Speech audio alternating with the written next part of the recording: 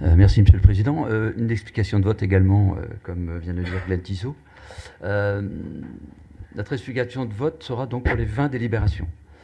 C'est un exercice habituel auquel nous sommes conviés avec l'examen des rapports annuels relatifs aux opérations d'aménagement de la métropole, les CRAC et les AC. Alors pour nos amis téléspectateurs, donc le CRAC, c'est le compte rendu annuel à la collectivité, et les AC... personne devant la télé. Pardon ? Non, mais allez-y. Il n'y a personne. Bon, on leur dit quand même dans le doute pour l'explication. Les zones d'activité concertée. Bon, voilà, comme ça on sait de quoi on parle. Du coup, l'approche globale n'est pas différente des années précédentes. Notre groupe continue à réaffirmer les mêmes principes. Depuis 2020, nous avons une approche constante vis-à-vis de ces opérations dont les comptes rendus annuels d'activité nous informent de l'évolution de l'exécution. Rien dans les rapports qui nous sont soumis ce jour est de nature à modifier notre analyse. Comme vous le savez, nous considérons que les extensions urbaines dont nous souhaitons qu'elles soient limitées doivent être prioritairement consacrées aux activités économiques créatrices d'emplois.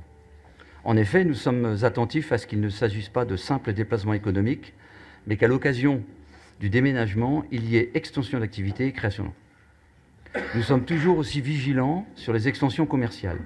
Nous considérons que des facilités excessives et zones d'activité, notamment en termes de stationnement, sont de nature à créer des distorsions de concurrence par rapport au commerce de centre-ville.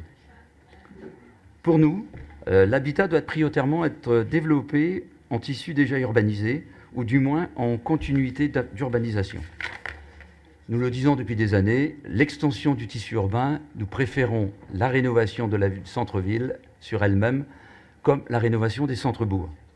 À la dilution du bâti, nous préférons la densification.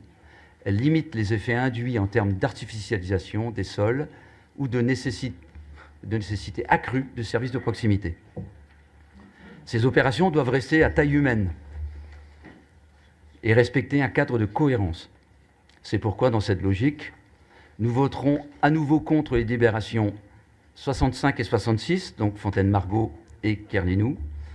Nous abstiendrons sur la 70 Capucin, 74 Capucin, 70 Port de Commerce et 79. Et nous voterons pour toutes les autres, donc 61, 62, 63, 64, 67, 68, 69, 71, 72, 73, 75, 76, 77, 78, 80. Voilà. Comme ça, on n'aura plus besoin de parler après. Je vous remercie.